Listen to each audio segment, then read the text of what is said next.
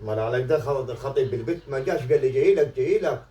هو يكش يكون موظف زين ان شاء الله، يكون في الدوله ده موظف زين يشرفنا ويشرف بنتي، يكون موظف مع سيف صف دي، يكون موظف مع سيف صف في الفاتوره بتاعته، يكون مع سيف صف في الفاتوره بتاعته، يا رب يكون موظف زين.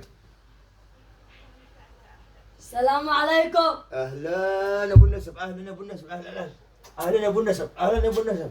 اقعد يا ابو النسب اقعد. مرحب بيك يا مرحب بيك. خير ان شاء الله. جاي اخطب بنت. جاي تخطب البنت؟ اه. طيب ان شاء الله يعني موظف انت؟ اه، موظف في شركة الكهرباء. يا مرحب يا مرحب يا مرحب بشركة الكهرباء، يا مرحب يا مرحب يا مرحب يا مرحب يا مرحب بشركة الكهرباء، يا مرحب. اهو ده قطع النور يا ابوي. اه.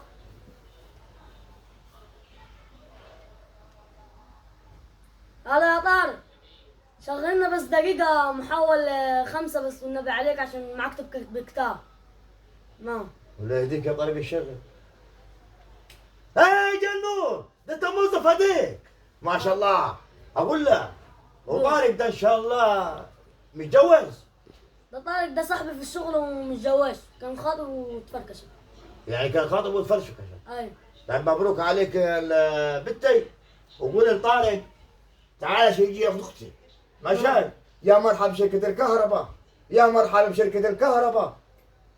الحق كلم طارق خليه يجيب النور. بس يا في الكهرباء قطعت يا طارق. ما شغل الكهرباء يا مرحب يا طارق.